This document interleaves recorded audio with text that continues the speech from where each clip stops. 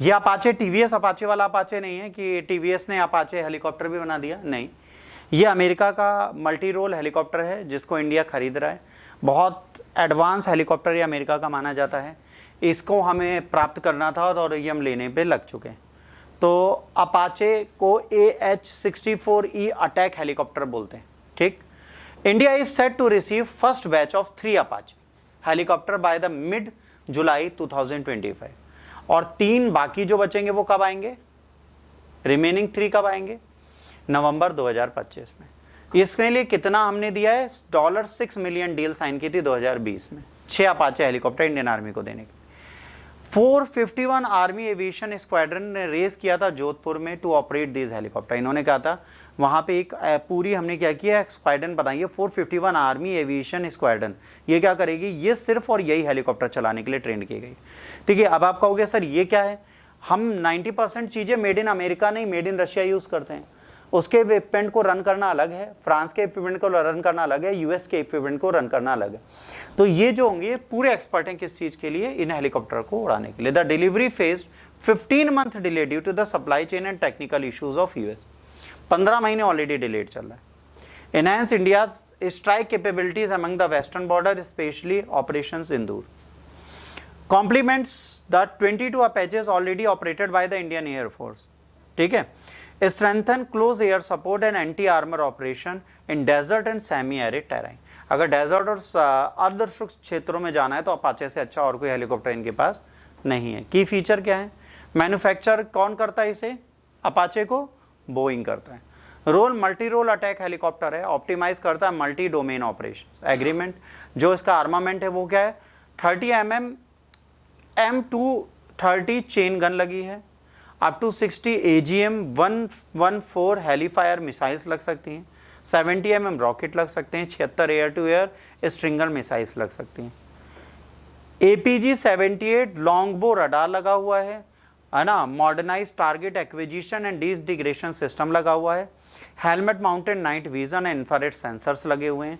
सर्वेबिलिटी, crash resistance, fuel tank है, अगर ये क्रैश होता है तो इसमें आग नहीं लगेगी क्योंकि फ्यूल टैंक कभी फटता नहीं है। इंफ्रारेड सुपर सप्रेशन सिस्टम लगा है, रिडंडेंट फ्लाइट सिस्टम लगा है। Other capabilities, drone control, MQ-1C grey eagle को कंट्रोल करता है, इन फ्लाइट रिफ्यूलिंग, जरूरत पड़ने पर ये हवा में ही अपने आप को तेल भरवा सकता है। इंडिजीनियस कंपोनेंट क्या लगे, टाटा बोइंग एरोस्पेस लिमिटेड जो है हैदराबाद ने मैन्युफैक्चर किया अपाचे के fuse legs supporting make in India.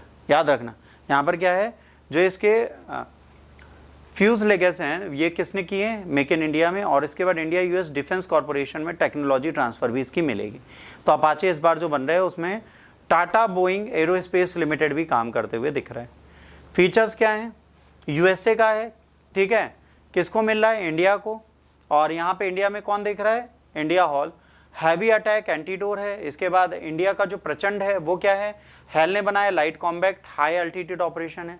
Long बो फायर कंट्रोल रडार है, उसमें रडार है ही नहीं प्रचंड में हमारे। Hello fire stringer 30 mm gun है, ATGM rocket and 20 mm gun लगी है इसमें। Western border Jodhpur eastern high altitude sector में इसको डाला जाएगा। अब आपसे एग्जाम में क्या पूछा जाएगा, आपसे पूछा जाएगा अपाचे AH-64E अपाचे गार्जियन डाला जाता है वहां पर। 17th कंट्री होगी जो अपाचे हेलीकॉप्टर को लेगी। रोंगपुर रडार जो है वो रोटर डोम के ऊपर लगाया। अपाचे जो है यूवी को भी मतलब UAVs को भी कंट्रोल कर सकते हैं। ठीक है, इसका हिंदी वर्जन मेरे हिसाब से जब नोट्स दूंगा तब आप देख लीजिएगा, इसमें कुछ बहुत ज़्यादा चेंज नहीं होता।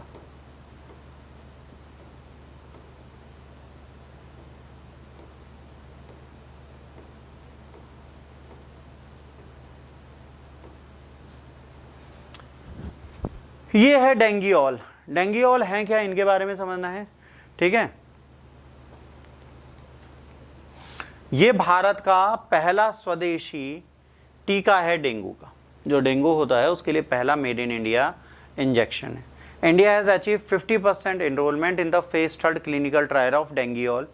ठीक है, टेट्रावैलेंट लीफ एंटीवेंट डेंगू वैक्सीन डेवलप किया है किसने, Panacea Biotech collaboration with ICMR under the licence of NIH USA।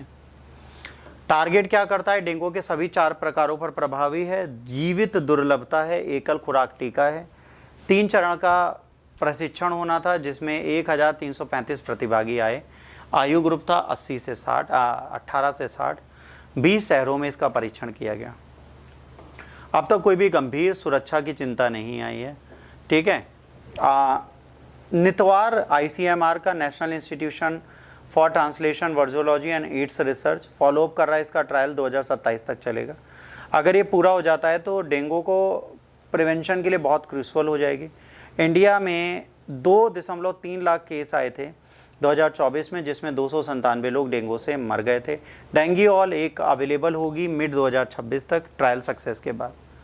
डेंगीऑल India की पहली इंडिजीनियस वैक्सीन है, डेवलप की गई है किसके द्वारा? NIH TB003 and TB005 leave attenuate weaken the virus that mimics natural infection।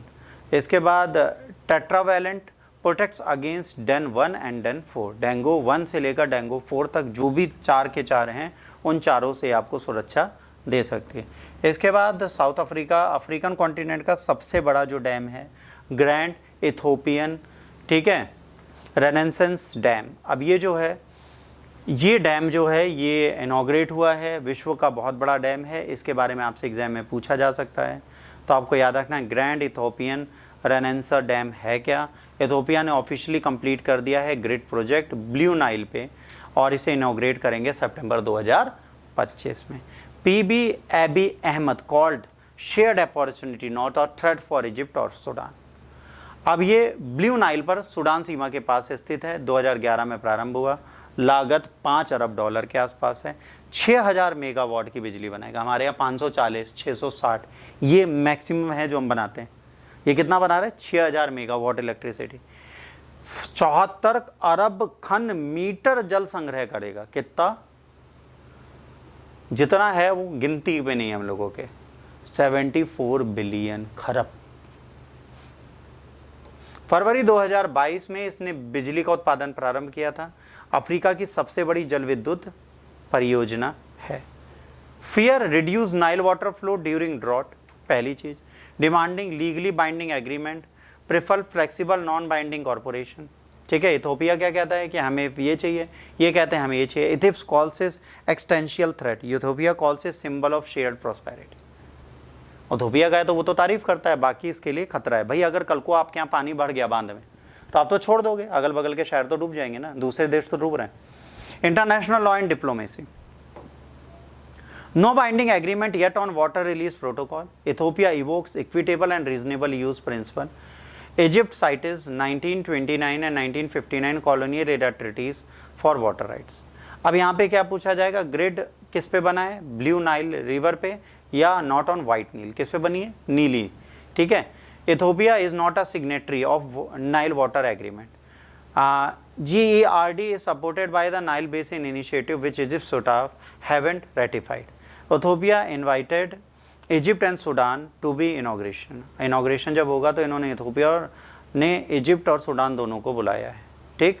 अब वो जाते नहीं जाते वो उनकी मर्जी है, पर उनको हमने सम्मान से बुला ली।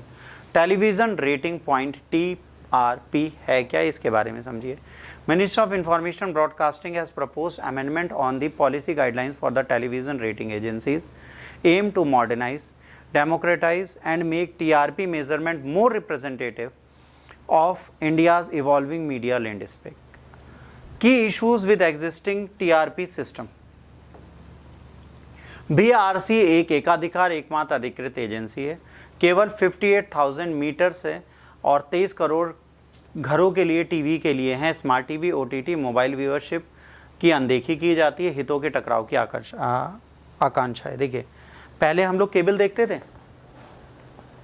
टीवी देखते थे, टीवी पे मूवी का वेट करते थे। अब क्या करते हैं? आज की डेट में टीवी कनेक्शन धीरे धीरे खत्म होते जा रहे हैं, कोई भी केबल को यूज़ नहीं कर रहा। जितना समझदार बंदा है वो नेटफ्लिक्स, हॉटस्टार, यूट्यूब से काम चला ले रहा है, वो सब सब्सक्रिप्शन हटा रहे वाईफाई को छोड़कर। अब इससे क्या हो रहा है? जो केबल ऑपरेटर है उनको प्रॉब्लम होगी, हितों का टकराव होगा। प्रमुख सुधार क्या है? एकाधिकार TRP एजेंसीज को अनुमति दी जाए। धारा 1.5, 1.7 को हटाया जाए, क्रॉस होल्डिंग प्रतिबंध। धारा 1.4 में संशोधन किया जाए। Smart TV, streaming platform, mobile apps को शामिल किए जाए इसी में। जो केबल ऑपरेटर है उनको यूज़ करें। तकनीकी आधार पारदर्शी मापन प्रणाली को बढ़ावा जाए। रेटिंग एजेंसियों की निष्पक्ष प्रतिस्पर्धा होनी चाहिए, अधिक सटीक और समावेशी डेटा होना चाहिए, आधुनिक मॉनिटरिंग होनी चाहिए, क्षेत्रीय और डिजिटल दर्शकों के लिए बेहतर अभिव्यक्ति होनी चाहिए। बार क्या है? ब्रॉडकास्टिंग ऑडियंस रिसर्च काउंसिल है। टीआरपी मेजर करता है पॉपुलैरिटी टीवी प्रोग्राम्स की उसके एड रेवेन्यू के अकॉर्डिंग। क्लॉज 1.4 आज की बार रेटिंग एजेंसीज हैं जो एक कंसल्टेंसी रोल है। 1 अगस्त को इसके लिए पब्लिक कमेंट्स आते हैं, इसमें ये बताते हैं कि भाई हमें क्या करना है। इसके बाद क्या है? परख राष्ट्रीय सर्वेक्षण, ठीक है, डेसिमिनेशन पोर्टल। अब ये है क्या, इसके बारे में बात करेंगे। मिनिस्ट्री ऑफ एजुकेशन एनसीईआरटी ने परख राष्ट्रीय सर्वेक्षण को स्टार्ट किया है और ये परख राष्ट्रीय जो सर्वेक्षण है ये 2024 में चलेगा और ये लार्जेस्ट कॉम्पिटेंसी बेस्ड एजुकेशनल सर्वे होगा जिससे हमें दिखेगा। पूरा नाम समग्र विकास प्रदर्शन हेतु मूल्यांकन समीक्षा है। एनसीईआरटी के तहत स्थापित किया गया था, भारतीय राष्ट्रीय मूल्यांकन के केंद्र में कार्यरत करेगा। नई शिक्षा पद्धति जब से लगी है तब से अब ये पहली बार हम करने जा रहे हैं, हमें ये पता चलेगा कि इससे हमें फ़ायदा क्या होगा। क्लास 3, 6 और 9 के छात्रों के सीखने के परिणामों तक खुली पहुँच है। जिला वार रिपोर्ट कार्ड और मानक तुलना उपकरण है। मूल्यांकन विषय भाषा, गणित, विज्ञान, सामाजिक विज्ञान और हमारे चारों ओर की दुनिया है। OMR आधारित पेपर मूल्यांकन होगा ताकि हमें ये पता चले कि ये लोग किस तरह कर रहे हैं। इसके बाद इनेबल करेगा डेटा ड्रिवन एजुकेशनल प्लानिंग, ठीक। इसके बाद सर्वे का नाम है स्टूडेंट कितना है, 23 लाख से ऊपर इसमें गए हुए हैं। मैट्रिक में स्कूल कवर कितने हैं, 88,000। डिस्ट्रिक्ट इन्वॉल्व हैं 782, लैंग्वेज यूज हैं 23, ग्रेड है 369। बस यहीं पे इनका टेस्ट होगा, ठीक है। अब रटने की प्रवृत्ति को हटाने की कोशिश की जा रही है। समग्र प्रगति कार्ड और निरंतर मूल्यांकन बढ़ाया जा रहा है। बोर्ड समकक्षता और मूल्यांकन सुधारों को समर्थन दिया जा रहा है। Parakh is the India's first national level assessment body for national education policy. Portal helps state and UT to design targeted intervention. CBSE administered this survey. Contextual data collect होगा टीचर का, स्कूल का, ठीक है, एंड वहाँ की शिक्षा जो छात्र हैं पीपल्स उनका। इसके बाद अगला है गार्डन फोर्डरैंक ट्रस्ट। अब ये क्या है भाई, ठीक है। अब ये गेडेन फॉर्बेट ट्रस्ट क्या है? 14वें दलाई लामा जो हैं उन्होंने institution of Dalai Lama will continue after his death. इन्होंने डिक्लेयर कर दिया है कि जब ये मरेंगे इसके बाद भी इनकी जो पोस्ट है दलाई लामा की वो कंटिन्यू करेगी। He affirm that the only Gaden Phodrang trust based in Dharamshala India, इनको पूरी अथॉरिटी दी गई है कि फ्यूचर के रीइंकारनेशन को यही हायर कर सकते हैं। 2011 में धर्मशाला में इसको पंजीकृत किया गया था। दलाई लामा स्वयं इसके अध्यक्ष हैं। समधोंग रिनेपोछे वरिष्ठ भिक्षु और पूर्व कोलोन का वो है, तिब्बत बौद्ध परंपराओं की रक्षा और पुनर्जन्म प्रक्रिया की निगरानी यही करता है। 15वें दलाई लामा की पहचान केवल गार्डन फ्रेंड ट्रस्ट द्वारा की जाएगी, वरिष्ठ बौद्ध गुरुओं और धर्म रक्षकों की सलाह से। यह प्रक्रिया पारंपरिक तिब्बत बौद्ध विधियों के अनुसार ही होगी। दलाई लामा के उत्तराधिकारी प्रक्रिया में चीन की किसी प्रकार की भूमिका को स्पष्ट रूप से अस्वीकार कर दिया गया है। इंडिया की पोजीशन क्या है, चाइना की पोजीशन क्या है? Host Dalai Lama and the 1 lakh Tibetan भागे थे। Claim legal rights, approve reincarnation in Tibet, supports religious freedom and autonomy, enforce golden urn system, gain soft power in Buddhist diplomacy, seeks install China backed Dalai Lama, ठीक। अब यहाँ पर क्या पूछा जाएगा? गेडेन फोडोंग ओरिजिनली रिफर्ड करता है दलाई लामा का रेजिस्टेंस जो लासा में था। Next, Dalai Lama can be of any gender, देखिए वर्ड आ गया ना, can be female also. The trust is one of the 3 institution linked with Dalai Lama, ठीक है। The Dalai Lama was awarded Nobel peace prize in 1989। Endocrine disturbing chemicals toxic होते हैं। Recent studies ने कहा है माइक्रोप्लास्टिक और ECDs जो है वो ह्यूमन बॉडी में, लंग्स में, प्लेसेंटा में, ब्रेस्ट मिल्क में, ओवर एंड फ्लूइड में और सीमेन में पाई जा रही है। क्या हो रहा है? माइक्रोप्लास्टिक हमारी बॉडी में पाई जा रही है। World largest generator plastic waste के हमें 9.3 मिलियन टन्स एनुअली हम बनाते हैं। अब EDS है क्या? Chemical and the mimic blockchain है। Natural hormone estrogen, testosterone, thyroid hormone and cholesterol को ये कंट्रोल करते हैं, ठीक है। प्रजनन चयापचय विकास को करते हैं। कॉमन EDCS प्लास्टिक से क्या क्या हो सकता है?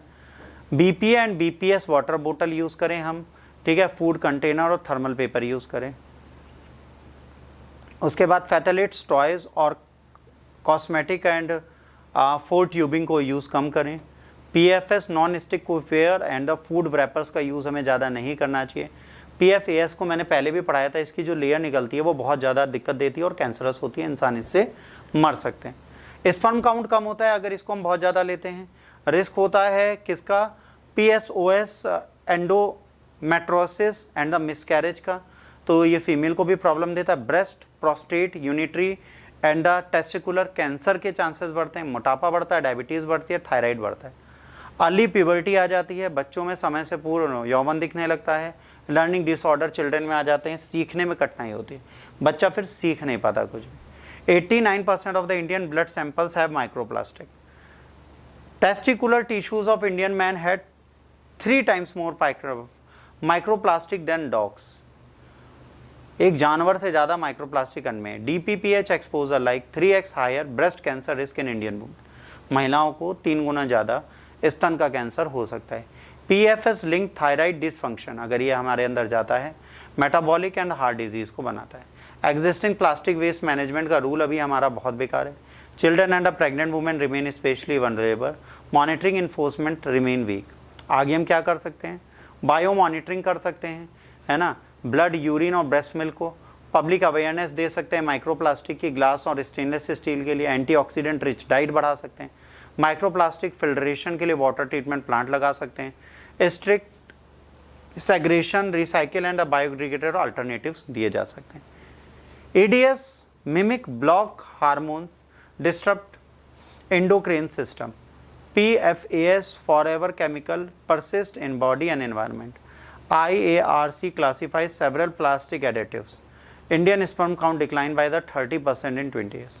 आज जो मेल्स हैं उनका स्पर्म काउंट लगातार गिरता जा रहा है। 20 साल में 30% से ऊपर गिर चुका है। इसके बाद सक्षम 3000। सक्षम 3000 3 जुलाई 2025 को minister of state and communication rural development doctor Pemma Swami Chandrashekhar launch कर रहे हैं। Saksham 3000 higher capacities of indigenous switch cum rotor.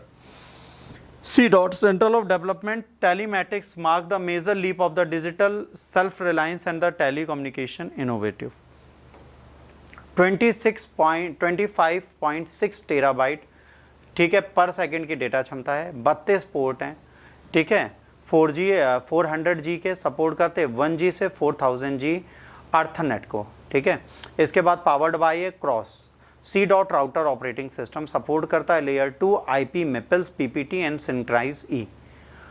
Hot swappable power है, फैन यूनिट है, WRR है, वर्ल्ड QoS है। Leaf spine super spine data centre हैं इसके। इसका महत्व क्या है, ठीक है। Places India as the elite club of nation designing core network infrastructure.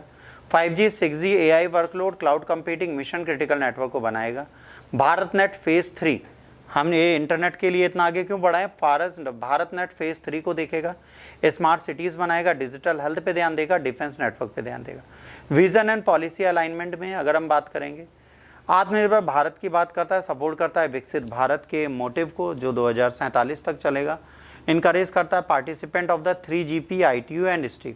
सक्षम 3 इंडिजीनियस स्विच कम राउटर है जो कितना टेराबाइट दे रहा है हमें? 25.6, ठीक है। C. ने इसको लाया है कहाँ पे? दिल्ली कैंपस में। रन्स करता है क्रॉस पे लिगेसी क्लाउड नेटिव नेटवर्क को देखता है, डिज़ाइन करता है low latency wire speed processing and energy efficiency. तो इसे लगाएंगे तो हमें फ़ायदा मिलेगा। अब जो आपको पढ़ना है, बड़ा इंटरेस्टिंग टॉपिक आपके सामने है, ये है रोल क्लाउड। ये रोल क्लाउड क्या होता है, कभी सुना है? देखिए जैसे रोल बनता है बिल्कुल वैसे ही है ना, घूमते हुए जा रहा है। ये रोल क्लाउड होता है क्या? ये ज्योग्राफी का भी पार्ट है। ये कब बनता है, कैसे बनता है, क्यों बनता है, आपने NCERT में पढ़ा होगा अगर बचपन जिया होगा तो।